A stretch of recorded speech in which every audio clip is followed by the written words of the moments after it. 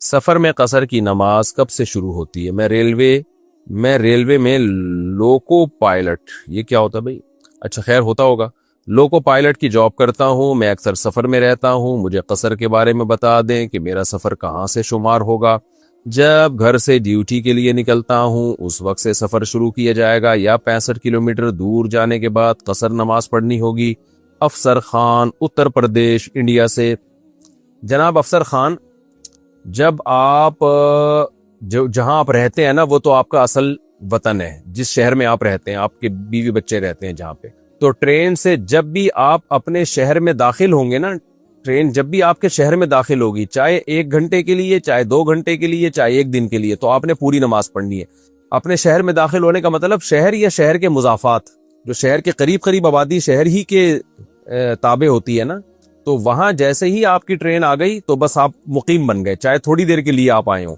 لیکن جب آپ اپنے شہر کی آبادی سے باہر 78 کلومیٹر کی نیت سے چلیں گے، یعنی آپ کی ٹرین ایک شہر سے دوسرے شہر جا رہی ہے اور دوسرا شہر آپ کے شہر کی آبادی جہاں ختم ہو رہی ہے، آبادی سے مراد جو شہر کے مضافات ہوتے ہیں نا، بالکل جو شہر سے متصل ہوتے ہیں، وہ جگہ ختم ہونے کے بعد آپ آگے 78 کلومیٹر دور جا رہے ہیں، تو پھر آپ مسافر کہلائیں گے اور آبادی سے باہر نکلتے ہی آپ 2 رکعتیں شروع کر دیں گے، یعنی 4 کے 2 پڑھیں گے آپ۔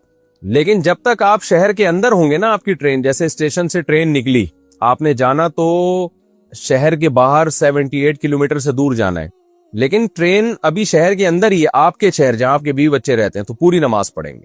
تو جیسے ہی شہر سے باہر نکلے گی ٹرین، آپ کی نماز 2 رکعتیں ہو جائیں گی۔ لیکن اگر آپ ایک شہر سے دوسرے شہر جا رہے ہیں اپنی ٹرین سے اور دونوں شہروں کے بیچ کا جو فاصلہ ہے وہ 78 کلومیٹر سے کم ہے، تو پھر آپ مسافر نہیں بنیں گے، آپ دوسرے شہر جا کے بھی پوری نماز ہی پڑھیں گے، اگر وہاں سے واپسی کا آپ کا پلان ہے۔ اور اگر آپ 78 کلومیٹر دور جانے کی نیت سے نکلے آپ اپنے ٹرین سے اور کسی شہر میں آپ کا اسٹے 15 دن تک ہو جاتا ہے، یعنی آپ کی نیت ہوتی ہے کہ میں وہاں جا کے 15 ڈیز اسٹے کروں گا، تو جس شہر کے بارے میں آپ کی نیت ہوگی نا، میں یہاں 15 ڈیز اسٹے کروں گا، وہاں آپ کو پوری نماز پڑھنی پڑے گی۔ اور جب تک ایسی نیت نہیں ہوتی تو آپ کو قصر نماز کرنی پڑے گی 2 رکعتیں۔ خوب اچھی طرح سمجھ لیں، بچپن میں ہمیں بڑا شوق ہوتا تھا ٹرین میں ڈرائیور کے ساتھ بیٹھ کے سفر کریں ہم۔ اچھا جی، موزے اتار دیے تو کیا وضو ٹوٹ جائے گا؟ کیا خفین اتارنے سے وضو ٹوٹ جاتا ہے؟ محمد عادل انڈیا سے۔ جی وضو نہیں ٹوٹتا، مسا ٹوٹ جاتا ہے، تو دوبارہ پھر پاؤں دھو کے پہننا پڑتا ہے۔ وَإِنَّا لَنَعْلَمُ أَنَّ مِنْكُمْ مُكَذِّبِينَ، قرآن کہتا ہے اے نبی ہم جانتے ہیں کہ ان میں سے بہت سے لوگ اس قرآن کا انکار کرتے ہیں، یہ چیز ہمارے علم میں ہے۔ دیکھو قرآن انسان کی نفسیات سے واقف ہے، اللہ کا کلام ہے نا، ہم جب بھی دین پہ چلنا چاہتے ہیں، قرآن پہ چلنا چاہتے ہیں، تو فوراً ہمارے ذہن میں بہت سارے لوگ آتے ہیں جو قرآن پہ نہیں چل رہے، تو ہمارے ذہن میں یہ آتا ہے کہ یہ اگر نہیں چل کے بھی صحیح ہیں تو ہم کیوں چلیں، پھر ہم کیوں اتنی ٹینشن اٹھائیں؟ بھئی یہ جو نہیں چل رہے قرآن پہ، جو زبان سے انکار کر رہے ہیں، یا زبان سے تو نہیں لیکن اپنے عمل سے انکار کر رہے ہیں، ایک آدمی قرآن کی باتوں کو نہیں مانتا، اس کا مطلب وہ عمل سے کہہ رہے کہ میں قرآن کو نہیں مانتا، ایک قسم کی یہ بھی تکذیب ہی ہے، انکار کرنا ہی ہے۔ تو جو لوگ بھی دین پہ چلنا چاہتے ہیں ان کے لیے بہت بڑی رکاوٹ ہے کہ اتنے سارے لوگ جو نہیں چل رہے، وہ بھی تو زندگی گزار رہے ہیں، خوشیوں والی زندگی ہے، کھا رہے ہیں، پی رہے ہیں، جا رہے ہیں، نارمل لائف ہے، تو ہم کیوں اب نارملٹی کی طرف جائیں؟ داڑھی رکھنا نارمل ہے یا داڑھی کٹانا نارمل سمجھا جاتا ہے سوسائٹی میں؟ کٹانا نارمل ہے، رکھنا اب نارملٹی سمجھا جاتا ہے۔ جھوٹ بول کے مال بیچنا، 2 نمبری کرنا، یہ نارمل سمجھا جاتا ہے۔ آپ لاکھوں کا نقصان کر دو سچ بول کے، یہ اب نارملٹی سمجھا جاتا ہے اس چیز۔ دیر سے شادی کرنا نارمل ہے، جلدی شادی کرنا اب نارملٹی ہے، 15 18 سال کی عمر میں بچکانا کام۔ گوروں کے ہاں آپ جائیں گے تو شادی کرنا ہی اب نارملٹی ہے، اور ان کے ہاں نہ کرنا نارمل ہے۔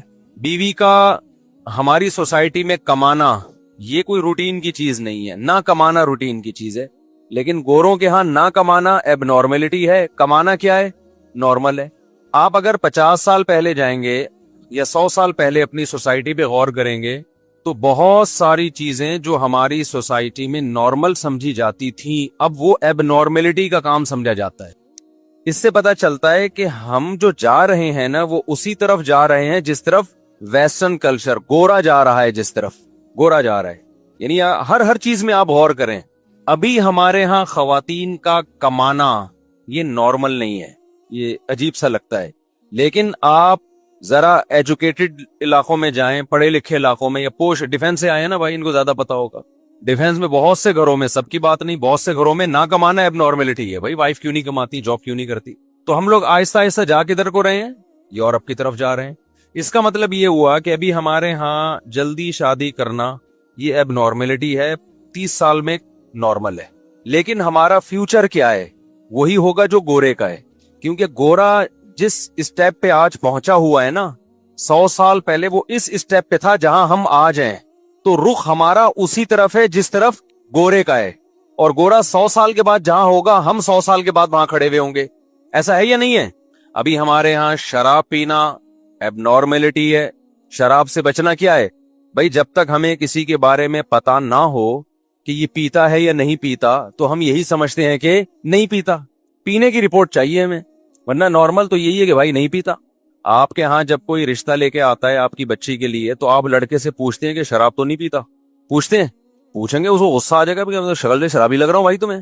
وجہ کیا ہے کہ بھائی شراب پینا یہ اب نارملٹی ہے. چند لوگ ہیں جو پیتے ہیں، لیکن نہ پینا کیا ہے؟ یہ نارمل ہے. لیکن جس اسپیڈ سے شراب کا ریشو ہماری سوسائٹی میں، عیاشی کا ریشو بڑھ رہا ہے، کل نہ پینا، گورے سے آپ پوچھیں، گورے میں تعارف ہوتا ہے یہ نہیں پیتے، لوگ حیران ہوتا ہے، بھائی عجیب آدمی ہے یہ پیتا ہی نہیں ہے. حیرت ہے یار، یہ نہیں پیتا. ان کے ہاں پہلے نہ 6 مہینے نہیں نہاتے تھے انگریز، اب تو نہانا شروع ہو گئے. تو جو روزانہ نہاتا تھا وہ اب نارملٹی، اب نارمل ہے. روز نہا رہا ہے، سمندر کی مچھلی ہے کیا؟ پانی مہنگا ہو جائے گا بھائی تیری وجہ سے، ڈیم خشک ہو جائیں گے. ابھی بھی کچھ قومیں ایسی ہیں جو نہیں نہاتے، کئی مہینے نہیں نہاتے، ان کے رواج ہی نہیں ہے نہانے کا. یہ جو مسلمان کھانے سے پہلے ہاتھ دھوتے ہیں نا، کھانے سے پہلے ہاتھ دھونا نارمل ہے یا نہ دھونا؟ دھونا نارمل، سب دھوتے ہیں، جو نہیں دھوتا وہ گندا بچہ. لیکن آپ کو پتا ہے غیر مسلموں میں ایسا نہیں ہے. کھانے سے پہلے ہاتھ دھونا ایک عجیب سا لگتا ہے ان کو، یار ہاتھ دھو کے کھانا کھا رہے، ان کے رواج نہیں ہے.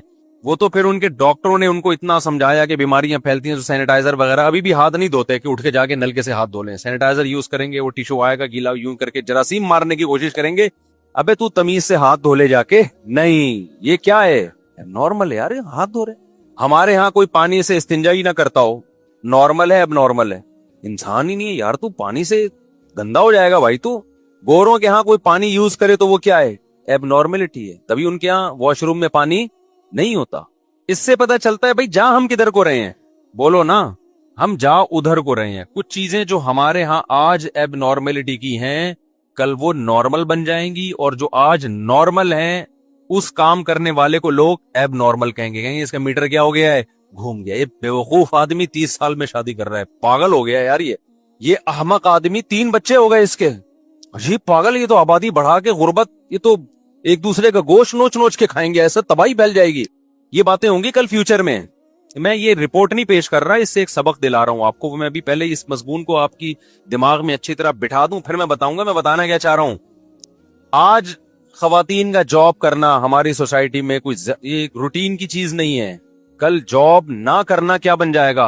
اب نارملٹی، ظلم سمجھا جائے گا. بھائی بیگم جاب نہیں کرتی، اف، گھر میں قید کیا ہوا ہے، جیل خانہ، خواتین کے حقوق نہیں ہیں. اس سے ہمیں ایک بات پتہ چلتی ہے، اس پوری تفصیل سے ہمیں یہ پتہ چلتا ہے کہ انسان کا جو سوسائٹی ہے یا جو کلچر ہے وہ کسی ایک جگہ ٹکتا نہیں ہے، کسی ایک جگہ ٹکتا نہیں ہے، وہ چینج ہوتا رہتا ہے. آج جو چیز اب نارملٹی ہے کل نارمل بن جائے گی، آج جو چیز نارمل ہے کل اب نارملٹی کہلائے گی. یہ کتنی بڑی ایک اس میں سبق ہے کہ ہم سوسائٹی کی بیس پہ کسی چیز کو نارمل یا اب نارمل ہونے کا فیصلہ کر ہی نہیں سکتے کہ صحیح کیا ہے غلط کیا ہے، نارمل کون ہے اب نارمل کون ہے.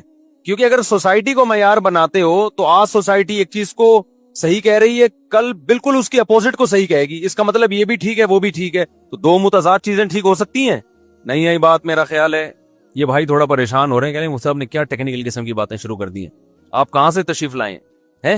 گڈاپتا ہوں. یہ کہہ رہے ہیں مفتی صاحب ممبر پہ وہ باتیں کر رہے ہیں جو نارمل نہیں ہیں، اب نارملٹی کی باتیں. صحیح ہے نا؟ تو بھائی مفتی صاحب خود کون سا نارمل ہیں؟ ہمارے تو ساری باتیں آپ کو پتا ہے کہ اوٹ پٹانگ قسم کی ہوتی ہے، تبھی تو لوگ بھاگ جاتے ہیں. خواتین تو بیان میں آنا ہی چھوڑ دیا. آج میری بچی بتا رہی تھی ابو ایک آنٹی آ رہی ہیں بیان میں، خواتین کے بیان. میں نے کہا ان آنٹی کو چائے وائے کا پوچھا کرو بیٹا, وہ بھی بھاگ جائیں گی, ان کو بٹھا کے رکھو, ایک آدھ آنٹی آ رہی ہیں ان کو بٹھا کے رکھو. خواتین تو میرے بارے میں تبصرہ کرتی, بندہ ہمیں زہر لگتا ہے, یوٹیوب بھرا ہوا ہے کمنٹ سے, یہ بندہ ہمیں زہر لگتا ہے.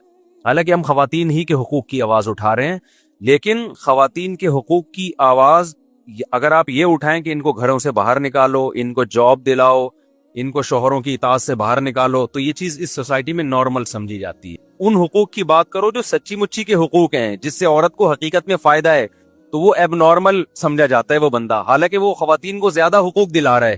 ابے مجھے بتاؤ, خواتین کو جب جاب کی اجازت ہوگی, خواتین جاب کریں گی, مردوں کو مفت خورے کی عادت پڑے گی کہ نہیں پڑے گی؟ تو مفت خورے کی عادت پڑے گی تو اس میں نقصان عورت کا ہے, مرد کا ہے؟ عورت کا نقصان ہے, عورت کا نقصان ہے. اور آپ جاؤ ایسی سوسائٹیز کو دیکھو, ان قوموں کو دیکھو جنہوں نے خواتین کو گھروں سے نکالا, اس کے بعد خواتین کہہ رہی ہیں ہمیں کسی طرح گھروں میں لے کر آؤ, ہمارے مردوں پہ ذمہ داری ڈالو, مگر مرد ذمہ داری اٹھانے کے لیے تیار نہیں ہے. مفت خورے کی عادت ایک دفعہ لگ جائے تو پھر انسان اپنی آمدن میں دوسرے کو شریک نہیں کرتا. یہ تو میرا تجربہ ہے. میں نے چند غریبوں کو منتھلی کچھ رقم دینا شروع کی, ان کی غربت ختم ہو گئی مگر پھر بھی وہ مانگتے ہیں. چند, سارے غریب ایسے نہیں ہیں. اب کسی کو کیا پتا کس غریب کی بات کر رہا ہوں, تو اس میں غیبت نہیں ہے. تو مجھے اندازہ ہوا اب ان کے منہ کو کیا لگ گئی ہے, زکات لگ گئی ہے. یہ بڑا مسئلہ ہوتا ہے کہ آپ کسی کے ساتھ فری میں تعاون شروع کر دیں, وہ ہاتھ پاؤں ڈھیلے کر کے اسی پر اعتماد کر کے بیٹھ جاتا ہے. تو ہم نے لوگوں کو اپاہج تھوڑی بنانا ہے, تو پھر میں اس غریب سے ہاتھ کھینچ لیتا ہوں کہ تو نہیں ملے گا بھائی. چند واقعات ہیں میں سناتا, مگر وہ غریب سمجھ جائے گا کہ میری بات ہو رہی ہے, اس لیے میں وہ واقعات نہیں سناؤں گا. کسی کی انسلٹ کرنا مقصد نہیں ہے. اچھے بھلے لوگ جب مفت میں ملتا ہے نا تو مفت خورے کے عادی ہو جاتے ہیں وہ, اس لیے بہت بڑی ٹینشن ہے یہ. تو جب مرد عورت کی ذمہ داری نہیں اٹھائے گا اور یہ چیز کلچر کا حصہ بن جائے گی, تو مرد کے لیے دنیا میں سب سے مشکل کام بیوی کو کھلانا ہوگا. وہ کہے گا جب وسیم کی بیوی اپنا کماتی ہے, غفار کی بیوی اپنا کماتی ہے, ستار کی بیوی اپنا کماتی ہے, جمشید کی بیوی اپنا خود خرچہ کرتی ہے, اور سبکتگین کی وائف بھی اپنا خود خرچہ کر رہی ہے, تو میں دنیا میں پاگل ہوں جو میں تنخواہ آدھی بیوی کو لا کے پکڑا دوں؟ سارے کر رہے ہیں. ابھی تو سارے نہیں کر رہے نا, ہم بھی نہیں کر رہے. ہمیں پتا ہے یار, میرا خالہ زاد بھی اپنی بیوی کو اپنے خرچے پہ پالتا ہے, مامو زاد بھی اپنی بیوی کو اپنے خرچے پہ پالتا ہے, وسیم بھی جو میرا دوست ہے وہ بھی اپنی بیوی کو اپنے خرچے پہ پالتا ہے, اور سبکتگین صاحب بھی یہ کام کر رہے ہیں, جمشید بھی کر رہا ہے, تو میں بھی کر رہا ہوں. تو کوئی عورت بھی سمجھتی ہے کوئی احسان تھوڑی ہے, ساری دنیا کھلاتی ہے, تم بھی کھلاؤ, تمہارا باپ بھی کھلائے گا. خواتین تو گریبان پکڑ کے شوہر سے خرچہ مانگتی ہیں. ابھی میرے پاس ایک کیس آیا, پھڈا یہ چل رہا ہے, عورت کہہ رہی ہے میاں اپنی آمدن چھپا رہا ہے مجھ سے. میں نے کہا میاں سے بھائی کیوں چھپا رہا ہے اپنی آمدن؟ اس نے کہا میں کیوں بتاؤں اپنی آمدن. میں نے کہا ابھی بیوقوف آدمی آدھی بتا دیتا, آدھی چھپا لیتا. اس کو کون سا وہ بینک اسٹیٹمنٹ جا کے دیکھ رہی ہے؟ سیاست سے کام لو, پوری نہ بتاؤ. 1 لاکھ ہے تو بتاؤ بیگم 50,000 کما رہا ہوں, اس میں جھوٹ بھی نہیں ہے کہ 50 تو کما رہا ہوں نا میں.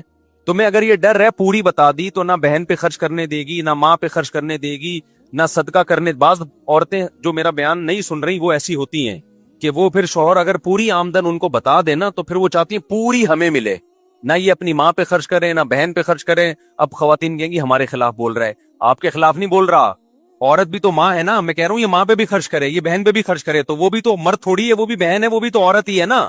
تو وہ عورت ہی کے حق کی بات کر رہا ہوں کہ مرد کے مال پہ بہت سے لوگوں کا حصہ ہوتا ہے, جس میں ماں بھی ہے, بہنیں بھی ہیں.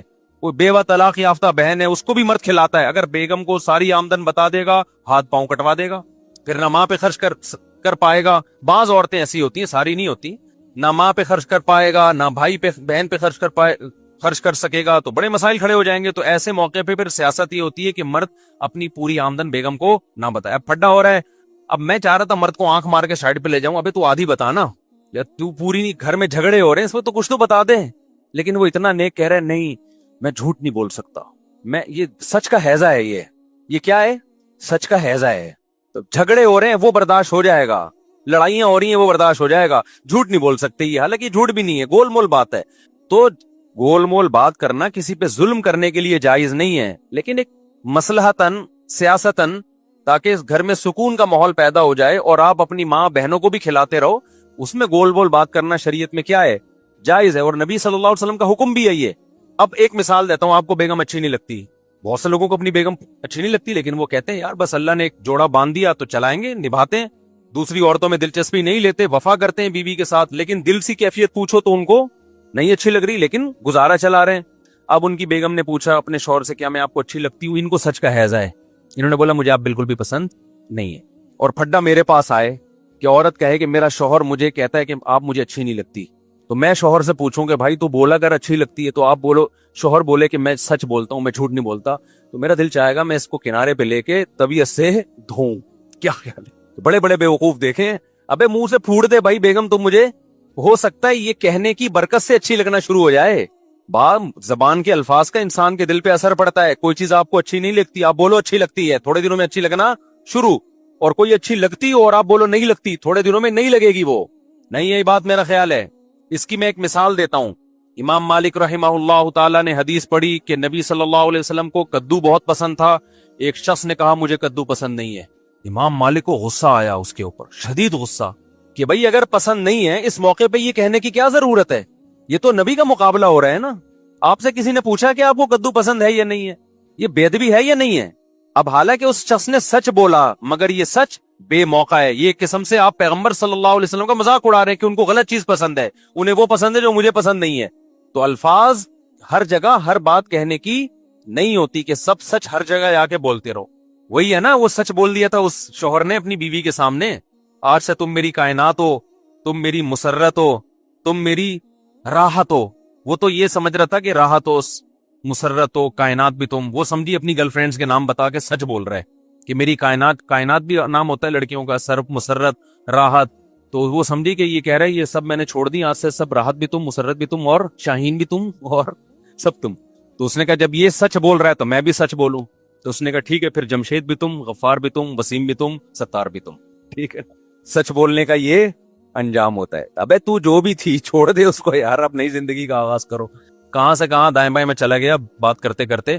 تو میں اصل بات جو آپ کے سامنے عرض کر رہا تھا وہی عرض کر رہا تھا کہ فیوچر ہمارا کون سا ہے, وہی جو گورے کا ہے.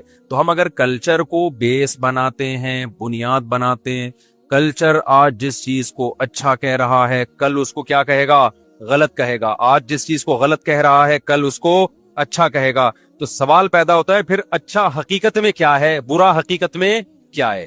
تو جو لوگ اسلام کو فالو نہیں کرتے, خدا کی قسم 100 بار مر کے زندہ ہو جائیں, وہ اچھائی اور برائی کو ایکسپلین اور ڈیفائن نہیں کر سکتے. یہ صرف قرآن بتاتا ہے, اسلام بتاتا ہے, خدا بتاتا ہے کہ حقیقت میں اچھا کیا ہے اور حقیقت میں برا کیا ہے. اور قرآن یہ بھی ساتھ میں بتاتا ہے کہ فطرت اللہ التی فطر الناس علیہا.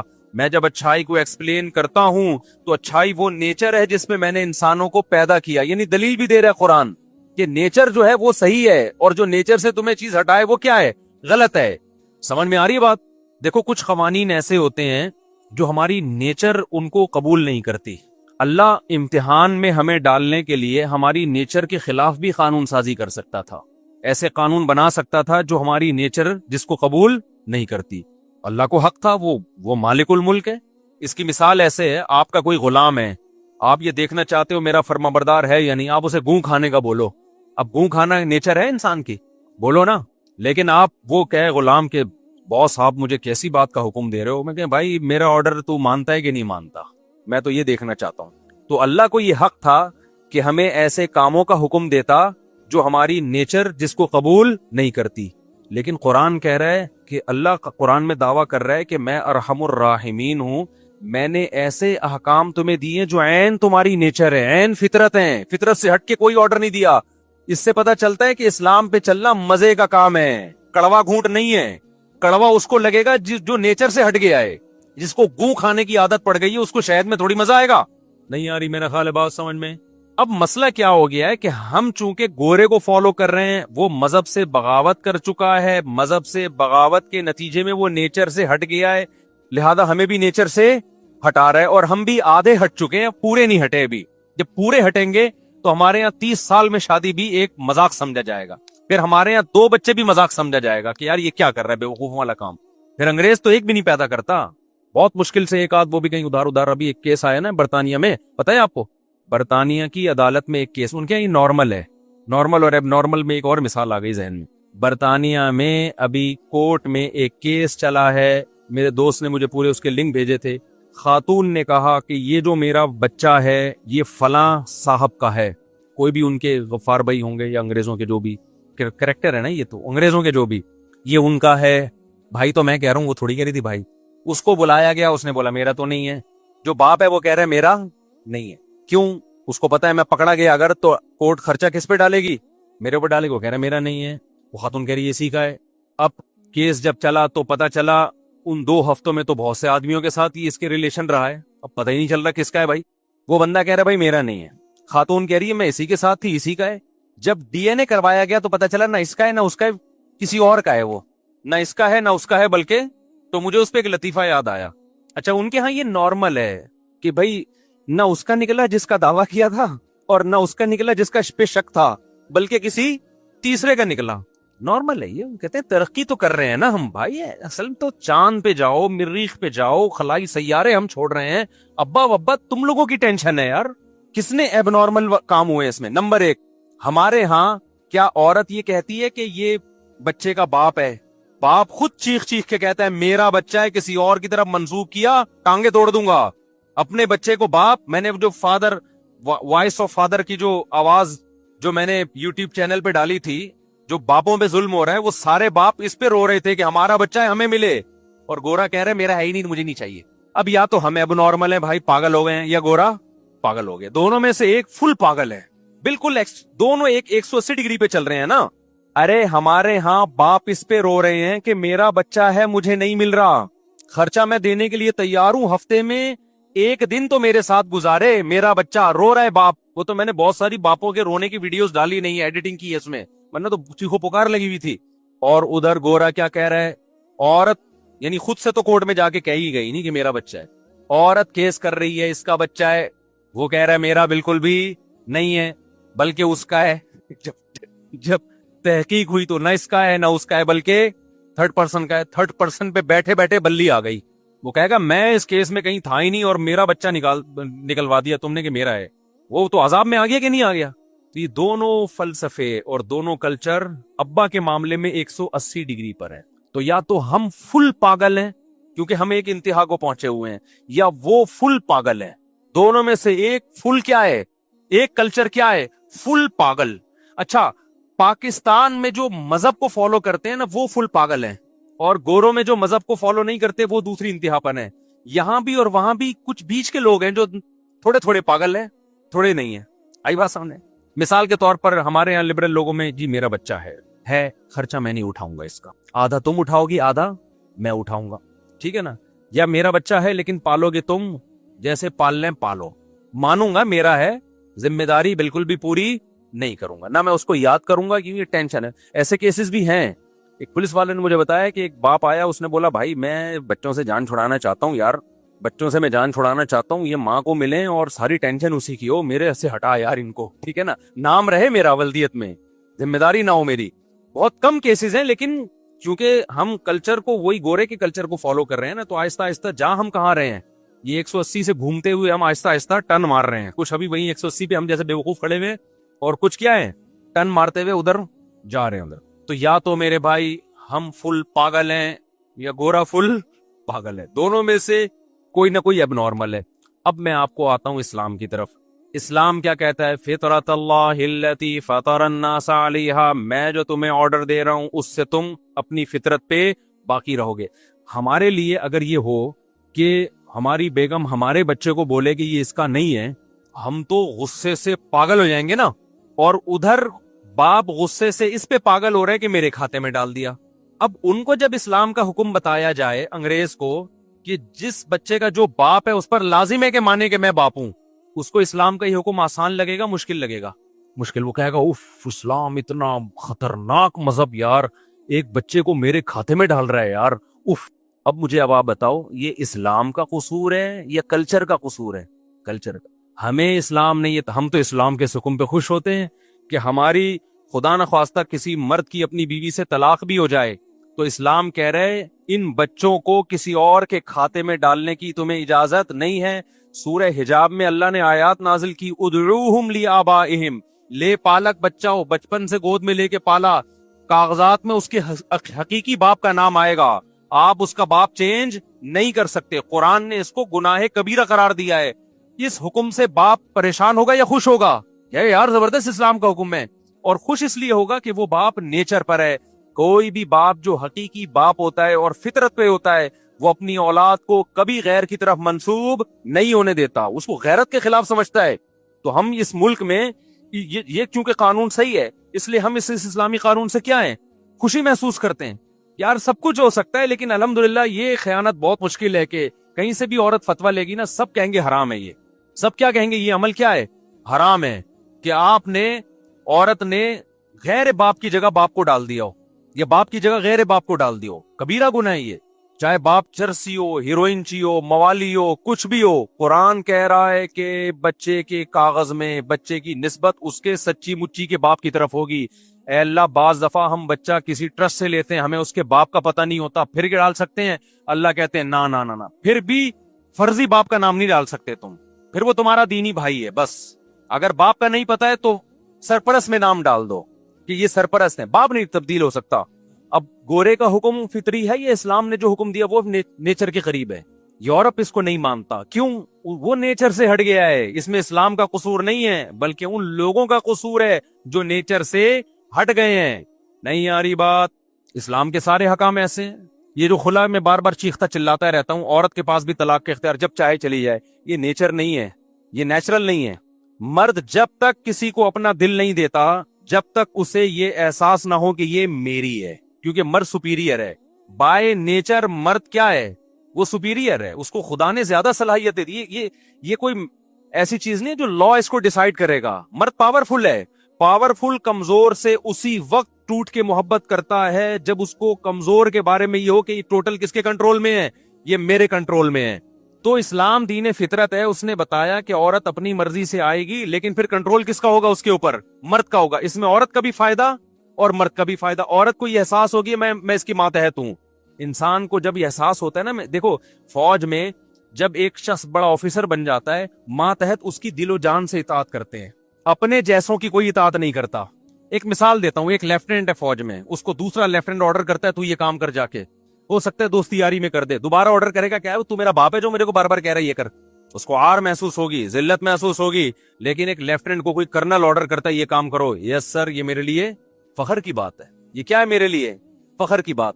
اب اگر کوئی لیفٹیننٹ کو یہ سکھا دے کہ تم میں اور کرنل میں کوئی فرق نہیں ہے, کوئی الو بنا دے اس کو, نیچر کے خلاف چلائے اس کو, ابے یہ مولویوں نے بنایا ہوا ہے کرنل اور لیفٹیننٹ, یہ مولویوں نے مذہب, کوئی لیفٹیننٹ کوئی کرنل نہیں, تمہارے وہی رائٹ ہیں جو کرنل کے ہیں. کرنل کون ہوتا ہے, تم پہ آرڈر چلانے والا, تو اس سے لیفٹیننٹ کرنل نہیں بن جائے گا. لیفٹیننٹ تو لیفٹیننٹ ہی رہے گا, لیکن وہ آرڈر پہ جو اس کو چلنے میں خوشی محسوس ہو رہی تھی نا کرنل کے آرڈر پہ, وہ خوشی محسوس نہیں ہوگی بلکہ بوجھ محسوس کرے گا, جس سے کرنل اور لیفٹیننٹ کے تعلقات کیا ہوں گے, خراب ہوں گے.